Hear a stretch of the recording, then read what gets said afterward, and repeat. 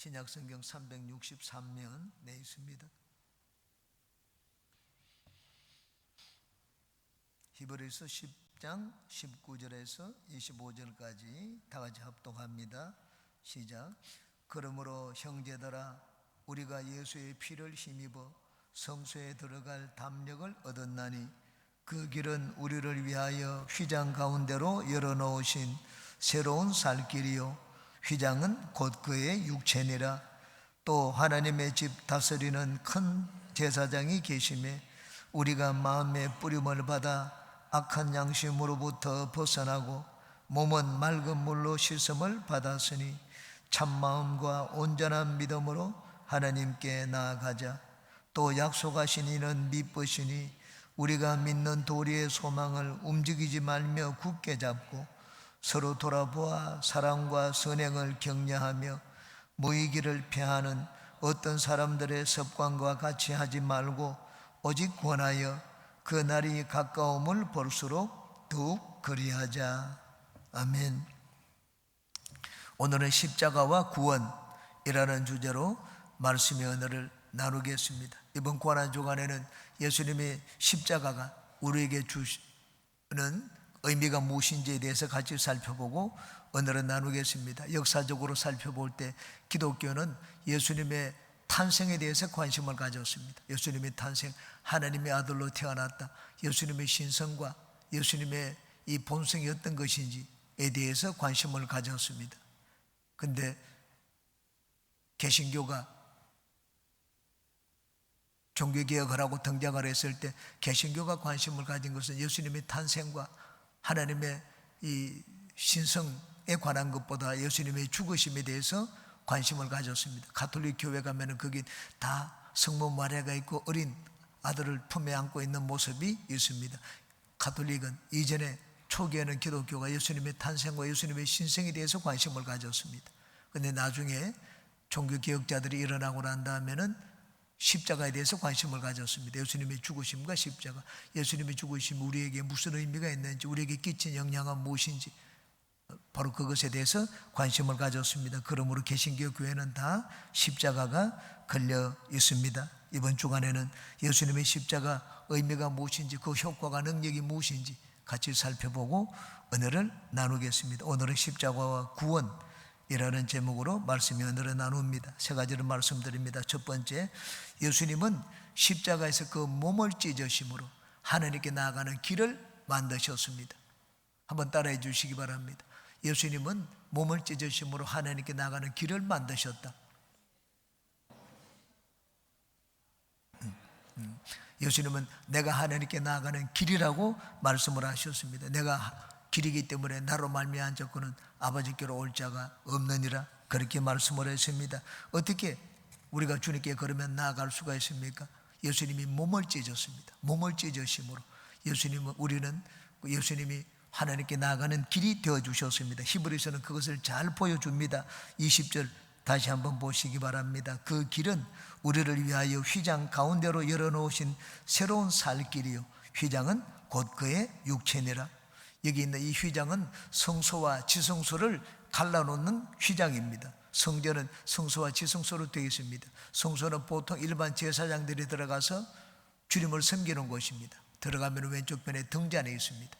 등잔에 불을 피우고, 그리고 이 오른쪽에는 떡을 진열해 놓은 진설병 떡상이 있습니다. 그리고 중간에는 향단이 있습니다. 향을 피우는 향단. 제사장은 매일 아침에 그걸 새롭게 갈아놓고 또 이 죄를 받아냅니다. 그런데 1년에 한 차례 대제사장이 짐승의 피를, 황소의 피를 가지고 이제는 성소와 지성소를 막아놓은 그 휘장 안으로 들어가서 법궤에다가 짐승의 피를 뿌립니다. 그래서 온 백성들이 죄를 사하고 대제사장 자신의 죄도 그 피로 속죄함을 받습니다. 이 대속죄일입니다. 1년에 한 차례만 들어갈 수가 있습니다. 그 지성소는 하나님이 계신 곳입니다. 그런데 예수님이 십자가에 달려 돌아가실 때 이 성소와 지성소를 갈라놓는 칸막이를 해놓은 그 성소의 휘장이 갈라졌습니다. 마태, 마가, 누가 복음, 공간 복음이 모든 곳에서 성소의 휘장이 위에서부터 아래로 갈라졌다, 이렇게 되어 있습니다. 성소의 휘장은 이 손바닥만큼 두껍습니다. 그러므로 사람이 손으로 가를 수가 없습니다. 그리고 천장에는 딱 붙어 있기 때문에 이게 뭐 틈을 낼 수가 없습니다. 손가락을 넣을 수도 없고, 빛이 들어오지 않을 정도로 성소의 성막은 꽉 아주 잘 만들어져 있습니다. 그래서 그 휘장을 가를 수가 없습니다. 칼을 넣으려고 해도 칼을 들어가야지 칼을 넣죠. 휘장을 가를 수가 없는데 위에서부터 아래로 둘로 갈라졌다고 성경은 기록하고 있습니다. 여기 왜 휘장이 찢어졌습니까? 이제는 더 이상 휘장이 필요 없기 때문입니다. 하나님께 나아가는데 이제는 가림막이 필요 없습니다. 이제는 누구든지 하나님께 나아갈 수 있게 되었습니다. 예수님이 십자가에 달려서 그 몸을 찢으심으로 이제 하나님께 나아가는 길을 열어 놓으셨습니다. 그래서 히브리서 기자는 말하기를 그 길은 우리를 위하여 휘장 가운데로 열어 놓으신 새로운 살 길이요, 곧 그의 휘장은 곧 그의 육체라고 말씀을 했습니다. 예수님은 십자가에서 그 몸을 찢으심으로 이제 하나님께 나아갈 길을 열어 놓았습니다. 여러분, 하나님께 나아가는 길이 어디 있습니까? 하나님께 나아가는 길이 바로 예수님입니다. 예수님의 육체를 찢으심으로 하나님께 나아가는 길이 되어 주셨습니다. 그러므로 이제 우리가 다른 제사를 드릴 필요가 없습니다. 제사를 드려서 하나님을 찾을 필요가 없습니다. 예수님이 하나님의 길이기 때문입니다. 그러면 둘째, 이제는 어떻게 하면 하나님께 나아갈 수가 있습니까? 믿음으로 누구든지 하나님께 나아갈 수 있게 되었습니다. 한번 따라해 주시기 바랍니다. 누구든지 믿음으로 하나님께 나아갈 수가 있다. 22절을 한번 보시기 바랍니다. 우리가 마음의 뿌림을 받아 악한 양심으로부터 벗어나고 몸은 맑은 물로 씻음을 받았으니 참 마음과 온전한 믿음으로 하나님께 나아가자고 했습니다. 이제는 성수 휘장이 갈라져서 하나님께 나가는 길이 열렸습니다. 어떻게 하면 거기 나아갈 수가 있습니까?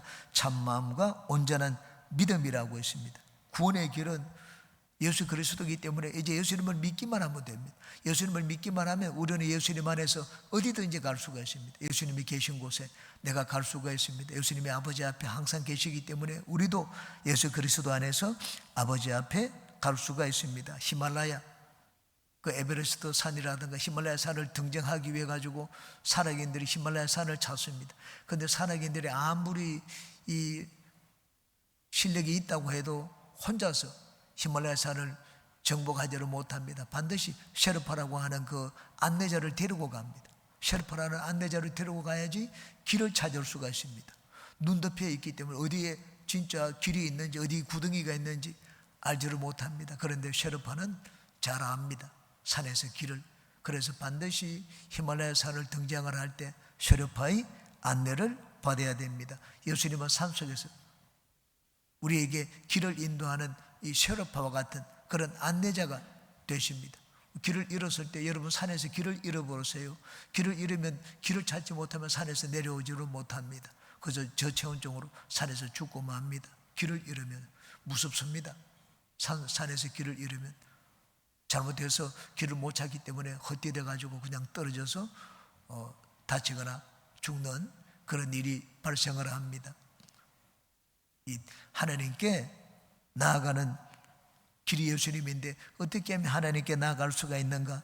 예수님을 믿으면 됩니다. 여러분, 교회 나온다고 해서 구원을 받을 수가 있습니까? 가톨릭은 교회 바깥에는 구원이 없다고 합니다.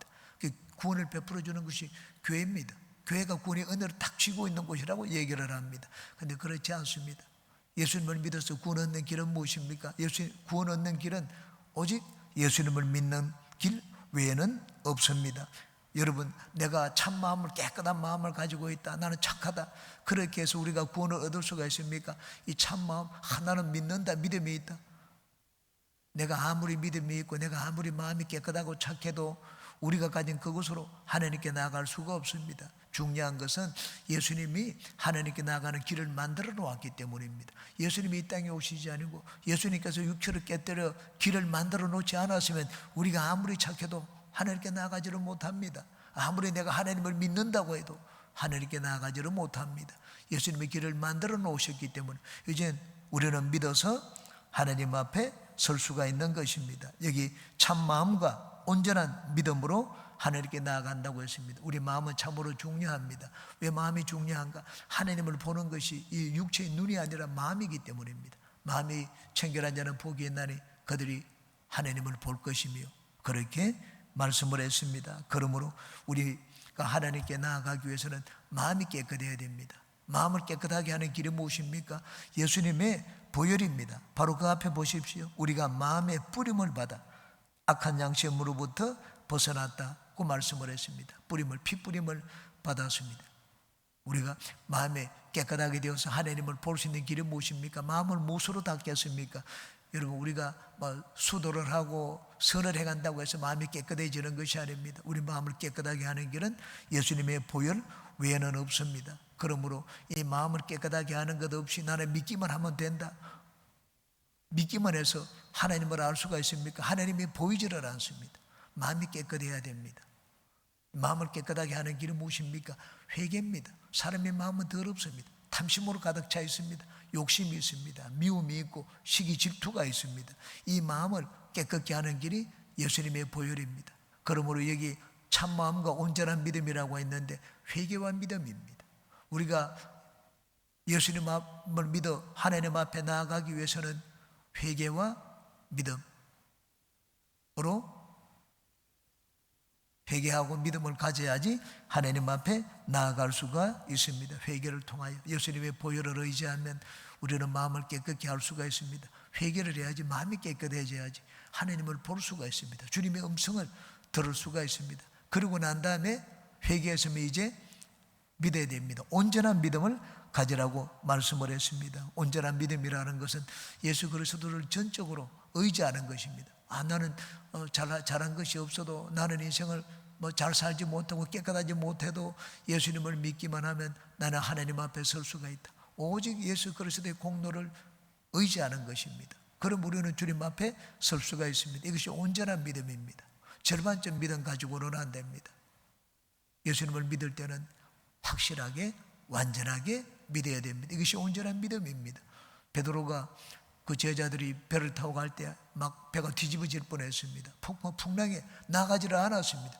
예수님이 무리를 걸어오셨습니다.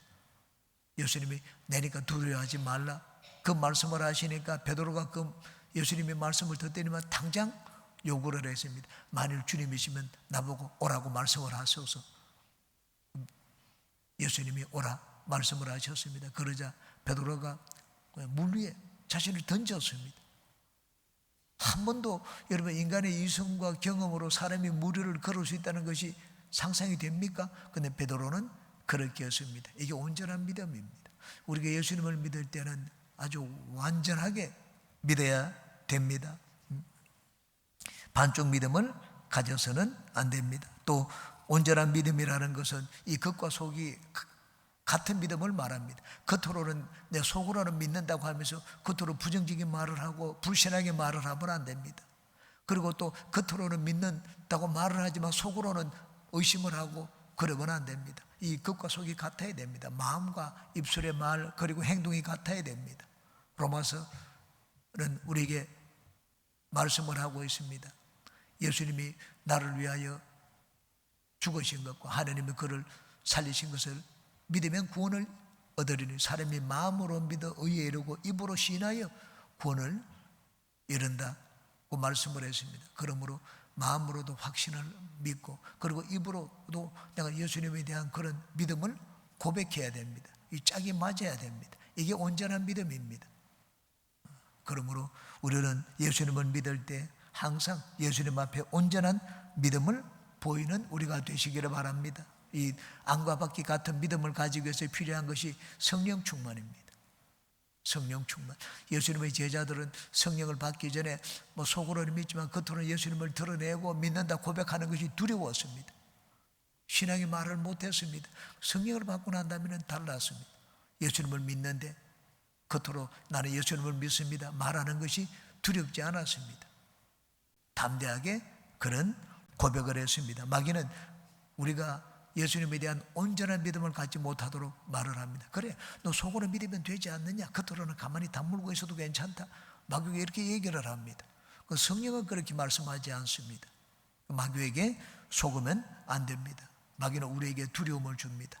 그 박해를 두려워하게 만들어서 예수님을 전가하지 못하도록 만듭니다. 성령이 오시면 내가 마음속으로 믿고 있는 예수님을 바깥으로 드러내고 전가할 수 있도록 만들어 주십니다. 여기 참마음과 온전한 믿음을 가지라고 말씀을 했습니다. 우리가 참마음과 온전한 믿음을 가지기 위해서는 항상 성령으로 충만하여 성령과 함께 신앙 생활을 해야 됩니다. 그 다음 마지막 세 번째, 끝까지 믿음을 지켜야 합니다.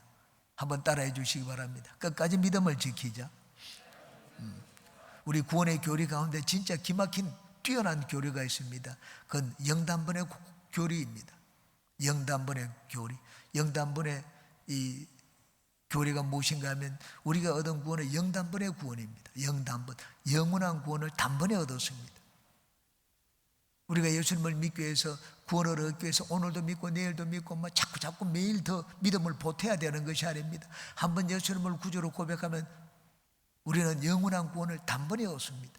한번 오늘도 믿고 내일도 믿어야 되는 것이 아닙니다. 단번에 우리가 예수님을 믿어서 얻은 구원은, 단번에 얻은 구원은 영원한 구원입니다. 그 영원한 구원을 단번에 얻기 때문에 우리가 얻은 구원은 영단번의 구원이라고 합니다. 그럼 내가 예수님을 고백해서 구원을 받았으니 매번 계속해서 예수님을 믿을 필요가 있느냐? 성경은 보니까는 모이기 힘쓰라고 말씀을 했습니다. 열심히 예수님을 믿으라고 말씀을 했습니다. 23절을 한번 보시기 바랍니다. 또 약속하신 이는 믿으시니 우리가 믿는 도리의 소망을 움직이지 말고 굳게 잡고, 믿는 도리라는 말은 믿음의 고백을 말합니다. 우리가 믿음의 고백을 하는 내용이 무엇입니까? 조금 전에 우리 예배를 드릴 때도 사도신경을 했습니다. 내가 믿는 내용을 고백을 했습니다. 우리가 고백하는 그 믿음의 내용은 전부 소망적인 것입니다. 소망, 예수님이 장차 오실 것이다. 세상을 심판하고 우리를 구원할 것을 믿습니다. 우리 몸이 다시 살 것을 믿습니다. 영원히 살 것을 믿습니다. 전부 소망, 내일에 아직 일어나지 않은 일입니다. 믿음이라는 것은 손에 잡히는 것, 그것을 바라보는 것이 아닙니다. 아직 내 눈에 보이지 않고 손에 잡히지 않는 것, 그것을 바라보는 것이 믿음입니다. 그러므로 믿음의 고백, 우리가 믿음으로 고백하는 내용은 당장 내가 현실적으로 가지고 있지 않는 것입니다. 미래에 관한 것이고 소망에 관한 것입니다. 여러분, 이 땅에 살면서도 세상 사람들은 다 인생을 살 때 소망을 가지고 인생을 삽니다. 씨를 뿌릴 때 왜 씨를 뿌립니까? 나중에 곡식을 거둘 소망을 가지고 있기 때문입니다. 공부를 하는 학생들은 왜 공부를 합니까? 나중에 직업을 갖고 자기가 살 길을 얻을 수 있다. 지식을 얻기 때문에 또 공부를 합니다. 인간의 모든 행동은 따지고 보면 소망적인 행동입니다. 오늘 우리가 주님 앞에 나와서 예배를 드립니다. 왜 예배를 드립니까? 우리가 주님을 믿는 신앙의 열심을 내면 주님은 우리에게 복을 주신다. 하나님이 은혜를 주시고 복을 주신다 하는 것을 믿기 때문에 오늘도 주님 앞에 나와서 우리는 예배를 드립니다. 우리가 소망하고 있는 그 믿음, 우리 소망하고 있는 것을 얻기 위해서는 중간에 믿음을 포기하면 안 됩니다. 믿음을 끝까지 지켜야지 나중에 소망하는 그것을 얻을 수가 있습니다. 믿음은 소망적인, 믿음 속에는 소망이 담겨 있지 않습니까? 소망을 이루기 위해서는 그 믿음을 중간에 포기하면 안 됩니다. 끝까지 지켜야지 우리는 그 믿음 속에 내가 믿고 있는 소망하는 그것을 얻을 수가 있습니다. 그래서 24절 5절 보시기 바랍니다. 서로 돌아보아 사랑과 선행을 격려하며 모이기를 피하는 어떤 사람들의 습관과 같이 하지 말고 오직 권하여 그날이 가까움을 볼수록 더욱 그리하자. 두 가지를 얘기를 했습니다. 예수님을 믿었으면 믿음을 끝까지 지키라고 했습니다. 끝까지 지키는 길이 무엇입니까? 첫 번째는 사랑과 선행을 해가는 것이고 두 번째는 열심히 모이는 것입니다. 그럼 내가 영단번의 구원을 얻었는데 내가 열심히 지키지 않으면 어떻게 합니까? 내가 영원한 구원을 단번에 얻었는데 그 구원이 취소됩니까? 하나님은 내가 잘 믿지 않는다고 해서 우리 구원을 뺏어가지 않습니다. 하나님이 우리에게 주신 선물은 하나님은 다시 가지고 가지 않습니다. 그런데 그 선물을 뺏어가는 자가 있습니다. 마귀가 뺏어갑니다. 하나님은 되돌려 달라고 하지 않습니다. 그런데 마귀는 우리가 얻은 구원을 도둑질할 수가 있습니다. 마귀는 도둑질하는 자잖아요. 그렇기 때문에 내가 예수님을 믿어 구원을 얻은 구원은 영단번의 구원이지만은 그것을 우리가 마침내 얻고 누리기 위해서는 내가 믿음을 지켜야 됩니다. 믿음을 지키는 길이 여기 두 가지를 말씀을 했습니다. 사랑과 선행을 행하라고 말씀을 했습니다. 마귀는 우리 것을 빼앗기 위해 가지고 자꾸 이기적으로 살려고 합니다. 내 이속을 챙겨라, 너 권리 주장을 해라, 양보하지 말라, 왜 일부러 손해를 보려고 하는가? 이 마귀가 우리에게 속삭이는 것입니다. 그런데 우리가 마귀의 그 게임에 넘어가게 되면은 우리가 소망하는 것들을 우리가 얻지를 못합니다. 사랑과 선행을 행하라고 말씀을 했습니다. 사랑과 선행을 행하면 우리가 믿는 그것을 우리는 마침 얻을 수가 있습니다. 두 번째, 모이기에 힘써라고 말씀을 했습니다. 우리의 믿음을 끝까지 지키는 길입니다. 마귀는 이 교회의 권세를 합니다. 교회는 모이는 곳이잖아요. 믿는 사람들이 모인 곳이 교회입니다. 교회가 모이면 거기에는 놀라운 역사가 일어난다는 것을 압니다. 그래서 마귀는 자기가 쫓겨나지 않기 위해서 모이지 못하도록 만듭니다. 그러므로 내 마음속에 어떻게 하든지 모이지 못하도록 만드는 것은 하나님이 주신 생각, 성령이 주신 생각이 아닙니다. 마귀가 준 생각입니다. 어떤 합리적인 이유나 핑계를 대어서라도 모이지 못하도록 만드는 것은 마귀가 주는 이 방해하는 일입니다. 마귀의 전략입니다. 그래서 우리는 마귀의 전략에 속으면 안 됩니다. 초대교회는 아주 놀라운 부흥을 하고 놀라운 역사가 일어났습니다. 초대교회의 부흥을 얘기할 때 성경이 우리에게 보여주는 것이 있습니다. 그것은 모임이었습니다. 사도행전에 보면은 사람마다 두려워하는데 사도들로 말미암아 기사와 표적이 많이 나타나니 믿는 사람이 다 함께 있었다고 했습니다. 함께 믿는 사람들이 함께 모인 것이 교회입니다. 이들 각기 뿔뿔이 흩어져서 마치 자기 집에서 그냥 신앙생활을 하지 않고 함께 있었습니다. 그리고 이들은 날마다 마음을 같이하여 성전에 모이기를 힘썼다고 했습니다. 날마다 매일 성전에 모였습니다. 모이기를 힘썼습니다. 하나님이 날마다 구원받는 백성을 다하여 주시더라. 성경은 그렇게 말씀을 했습니다. 예수님은 십자가를 통하여 우리에게 구원의 길을 만들어 놓았습니다.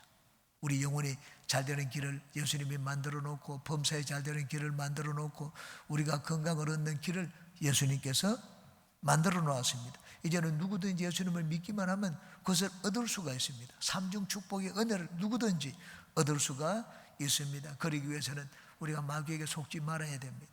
여기 있는 것처럼 사랑과 선행을 격려하고, 그리고 모이기에 열심을 내야 됩니다. 오늘도 우리는 주님 말씀을 듣기 위해서, 주님을 예배하기 위해서 모였습니다. 여러분 항상 구역에서도 그렇고 집에서도 그렇고 우리 교회에서도 그렇고 모이기에 열심을 내시기 바랍니다. 모이는 곳에 하나님이 함께하는 역사가 있습니다. 우리 교회는 더 모이기에 열심을 내어서 예수님이 마련해놓은 구원의 내용들을 우리가 다 인생에 체험하고 누리는 모든 분들이 되시기를 주님의 이름으로 축원합니다. 기도합니다. 좋으신